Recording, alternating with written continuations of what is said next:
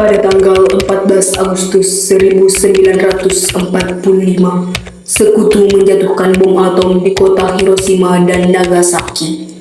Berita tentang gencatan senjata yang dilakukan oleh Jepang ini disiarkan di radio Jepang dari Tokyo. Ternyata siaran tersebut tertangkap di Indonesia dan Sultan Syahrir mendengarnya.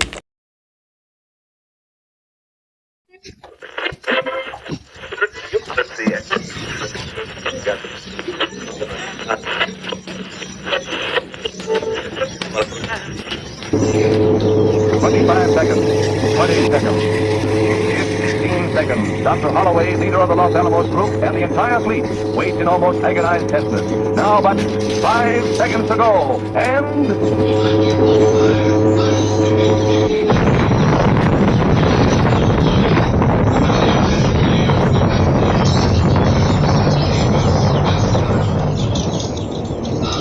The awful roar of the blast, equal to a discharge of 60,000 depth charges, each weighing 600 pounds, strikes the ears of the observers. Many miles away, the raging might of searing flames, crushing forests, and deadly radioactive water is seen falling in a killing mist as a great circular wall of sea closes in on the guinea pig fleet. The combined forces let loose, swamp the nearby ships, and crush their thickly armored hulls like cardboard.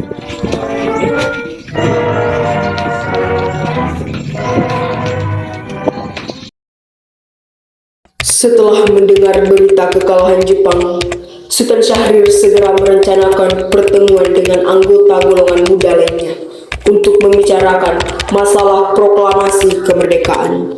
Pertemuan ini dilangsungkan di Jalan Pegangsaan Timur, nomor 17, Jakarta. Kita harus segera memproklamasikan kemerdekaan Indonesia, karena jika kita menunggu pernyataan dari Jepang, itu bagi saya terlalu lama, apalagi bukan hanya kita yang dijajah Jepang. Tetapi Bung, bumi pertiwi masih dalam genggaman Jepang, dan kita harus tetap menunggu putusan dari PPKI.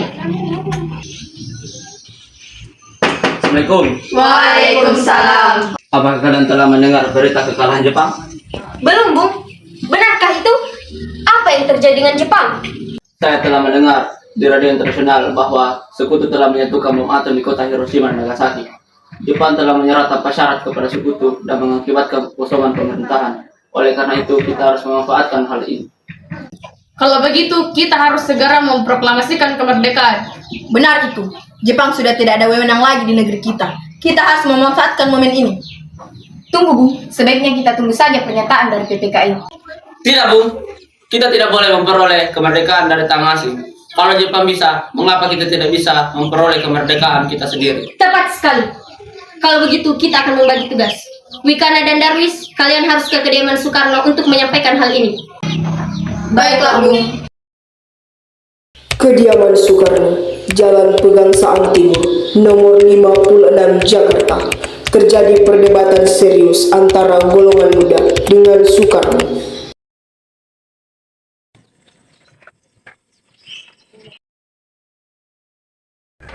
Assalamualaikum. Waalaikumsalam. Ada apa kalian datang kemari? Kami ingin bertemu Bung Karno. Bisa Pak Ibu memanggilnya? Ini genting. Baik, sebentar saya panggilkan dulu. Silakan masuk.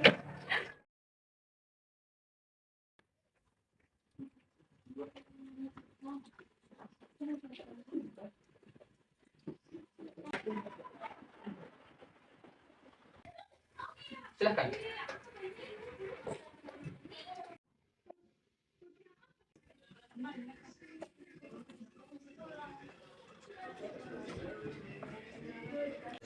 Ada apa kalian datang kemari? Kami datang untuk mengabarkan bahwa Jepang telah menyerah tanpa syarat kepada Sekutu, Bung. Ini kesempatan bagi kita. Jangan terburu-buru. Sebaiknya kita tunggu hasil sidang dari PPKI.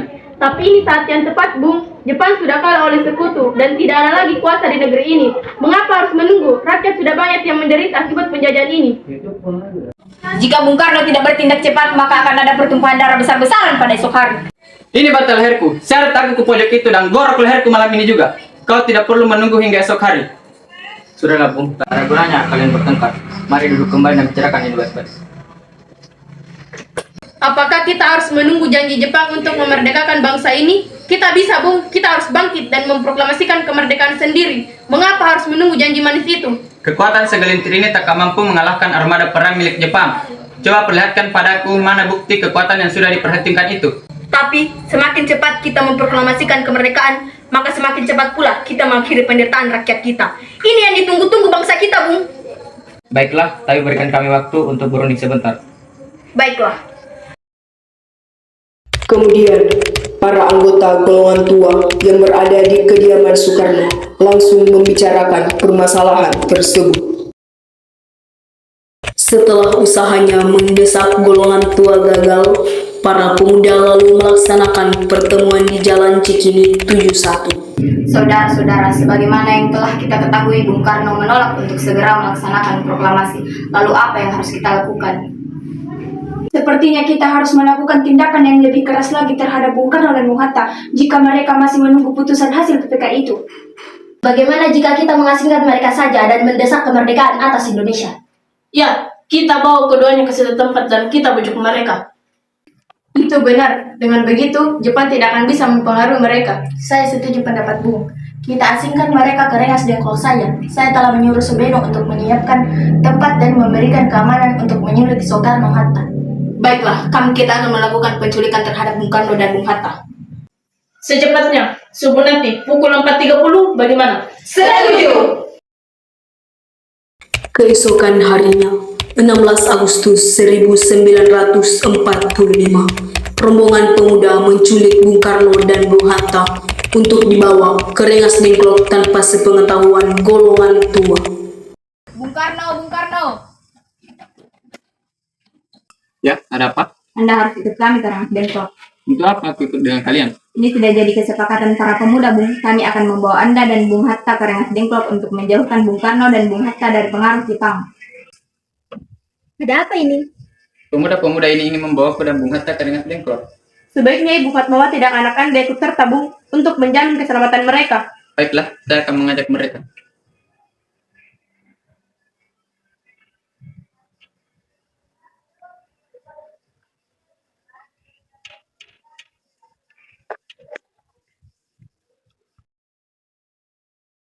Rombongan pemuda yang membawa Soekarno dan Hatta tiba di Rengas Dengklok. Bung Hatta telah sampai terlebih dahulu sebelum Bung Karno.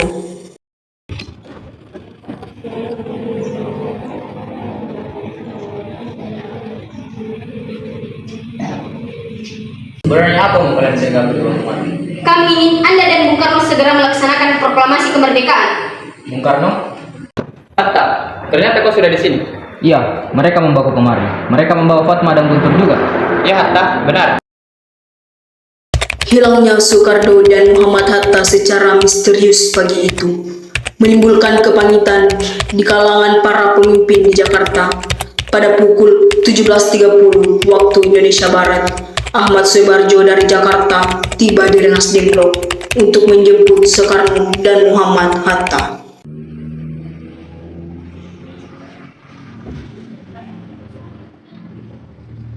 Sukarni, ada apa sebenarnya? Begini, Bung. Kami ingin Anda berdua segera memproklamasikan kemerdekaan. Jepang sudah menyerah, Bung. Ini saatnya waktu yang tepat untuk memproklamasikan kemerdekaan Indonesia. Mengapa kau begitu mudah percaya kabar itu, Karni? Jepang pasti akan memerdekakan kita, tapi bukan sekarang. Saya tidak setuju dengan itu, Bung. Kami para pemuda ingin kemerdekaan atas hasil jerih payah kami sendiri, bukan karena hadiah dari Jepang. Itu benar, Bung. Kalau kita merdeka atas hadiah Jepang, itu sama saja kita bentukan Jepang. Dan kita bisa dijajah lagi, Bung. Pendapat itu benar. Namun, kita masih terlalu dini untuk memproklamasikan kemerdekaan. Selain itu, kita belum siap dan masih membutuhkan bantuan Jepang untuk merdeka. Apakah akan selamanya menunggu janji itu, Bung? Kita harus segera memproklamasikan kemerdekaan sekarang juga, demi rakyat yang sudah bertahun-tahun terbelenggu oleh penjajahan di tanah air mereka sendiri. Mereka berhak bebas dan sekaranglah saatnya. Tetapi, apakah kita bisa? Akankah ini semua mungkin dilakukan? Tentu mungkin, Bung, asal kita berusaha akan kita temukan jalan-jalannya. Lagi pula, golongan muda yang masih di Jakarta telah mempersiapkan keperluan proklamasi. Baiklah, saya setuju. Kemerdekaan akan dilaksanakan tanpa campur tangan Jepang.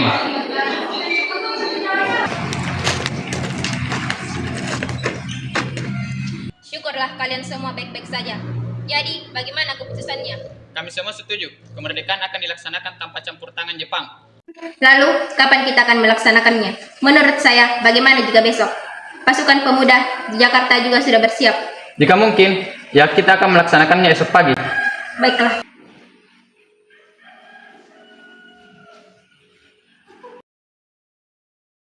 Setelah perundingan di Rengas Dengklok, semua anggota golongan tua maupun muda kembali ke Jakarta untuk membahas lanjut rencana proklamasi kemerdekaan tanggal 17 Agustus 1945.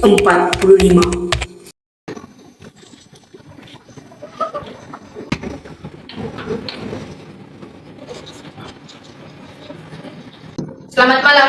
Selamat malam. Ada apa, Bung? Maaf, kami mengganggu Anda malam-malam begini. Kami perlu tempat untuk membicarakan rencana kemerdekaan yang akan dilangsungkan esok hari. Benarkah itu? Kalau begitu masuklah. Saya turut gembira mendengar kabar ini. Silakan gunakan ruangan yang kalian inginkan. Baiklah, terima kasih.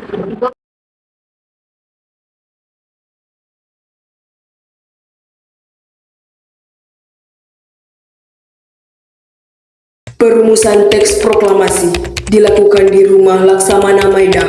3 eksponen pemuda yaitu Soekarno, Sudiro, dan BM Dia menyaksikan Soekarno, Muhammad Hatta, dan Mr. Ahmad Subarjo membahas perumusan naskah proklamasi. Acara perumusan naskah proklamasi berjalan lancar. Tidak ditemukan kesulitan untuk menemukan rumusan yang tepat. Sebagai hasil pembicaraan, mereka bertiga diperolehlah rumusan yang ditulis tangan oleh Soekarno.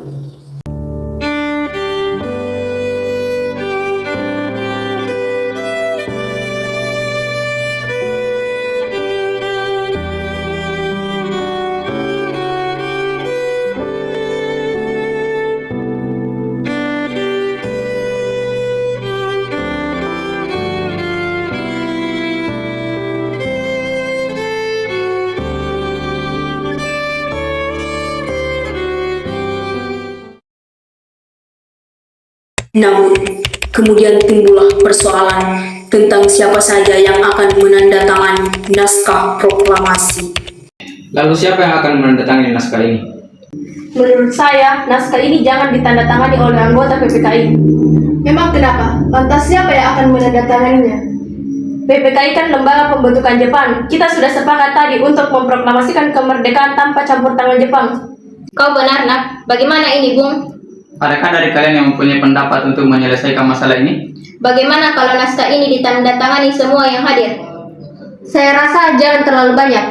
Menurut saya, lebih baik Bung Karno dan Bung Hatta yang menandatanganinya atas nama bangsa Indonesia. Usulnya Pak Gus, bagaimana? Kami setuju. Setelah semuanya setuju, Soekarno memerintahkan Sayuti Melik untuk mengetik teks proklamasi. Sayuti, tolong kau ketikkan naskah ini. Siap, Bung.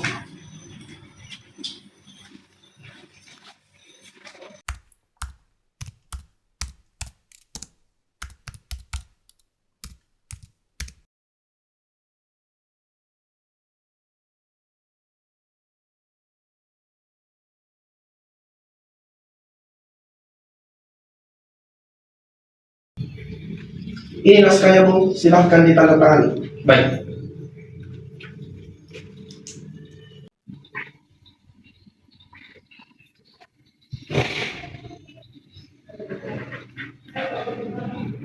Kapan kita akan melaksanakan proklamasi? Menurut saya, tanggal 17 adalah tanggal yang baik. Sebagaimana Al-Quran diturunkan tanggal 17. Selain itu, dalam sehari semalam, orang Islam sholat sebanyak 17 rakaat. Jadi, bagaimana kalau Jumat Legi tanggal 17 Agustus? Setuju, Bung. Lebih cepat, lebih baik. Pukul berapa kita akan melaksanakannya? Pukul 10 tepat, bagaimana? Setuju. Setelah perumusan teks proklamasi, Insinyur Soekarno dan yang lainnya kembali ke kediaman masing-masing.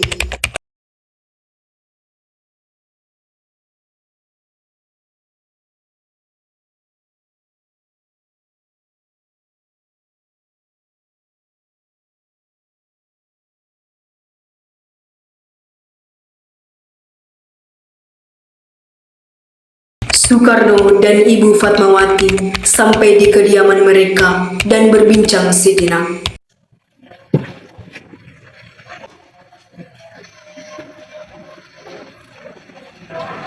Alhamdulillah, akhirnya semua berjalan dengan lancar. Terima kasih telah menemani saya di saat-saat yang cukup mengurus pikiran ini. Iya, Pak. Oh iya, apakah kalian sudah membicarakan bagaimana proklamasi besok akan berlangsung? Sudah, kita akan melaksanakan upacara bendera yang diiringi lagu Indonesia Raya karya Bung Supratman. Bukankah kita belum punya bendera? Lantas bagaimana? Ya ampun, Bapak sampai lupa. Kalau begitu, bagaimana jika ibu saya yang menjadikan benderanya? Tapi yang ada hanya kain merah dan putih. Apa tidak apa-apa? Tentu saja, kita buat bendera yang sederhana. Yang penting kita sudah berusaha untuk menyediakannya. Baiklah, kita namakan saja bendera itu Samsaka Merah Putih. Bagaimana? Ya, ide yang bagus.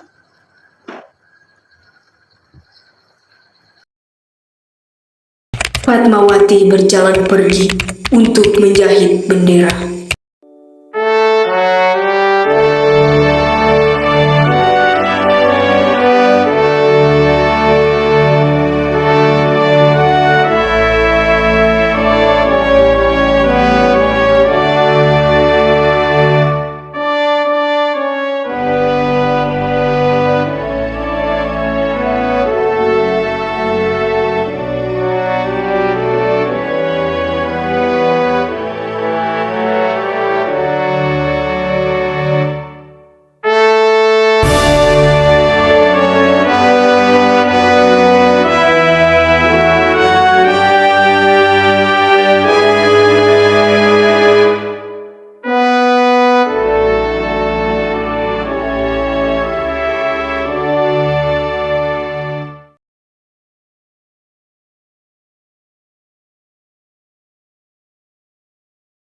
Hari Jumat, pada tanggal 17 Agustus 1945, tepat pukul 10 waktu Indonesia Barat, di Jalan Pegangsaan Timur nomor 56, dilangsungkan proklamasi kemerdekaan Indonesia.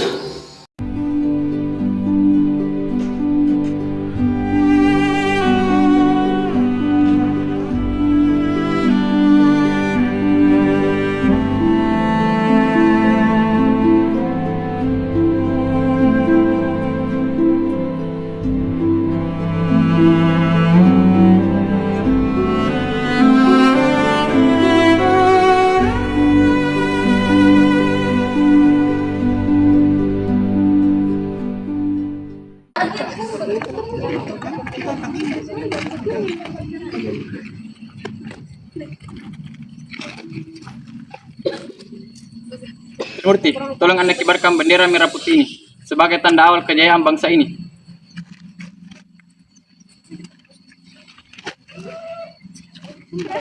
Siap, Bung. Saya akan menyuruh anak didik saya untuk mengibarkannya.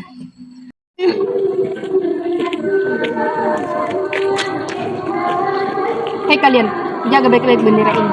Kalian mendapatkan kehormatan untuk mengibarkannya pertama kali dalam sejarah Indonesia. Siap, Komandan. Kami tidak akan mengucapkan Anda.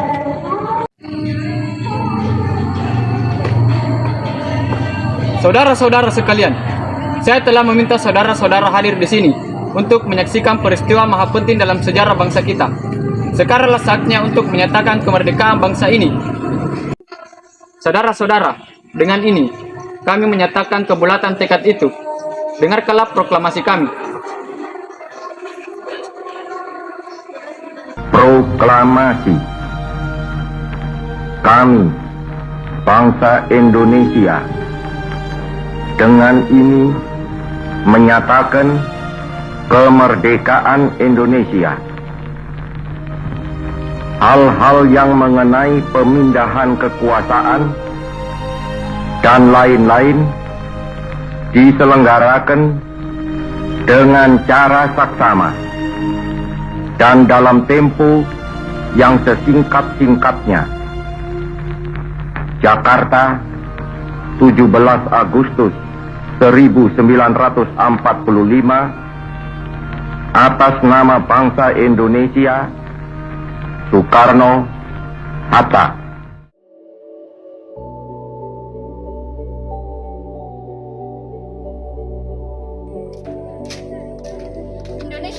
merdeka. Apa? Wah.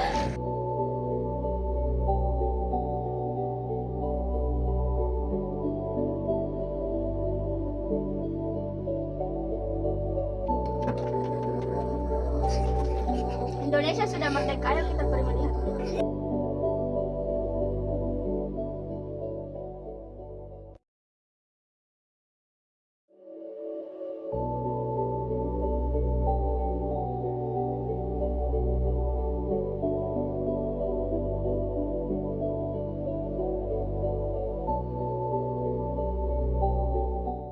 Hormat! Gerak!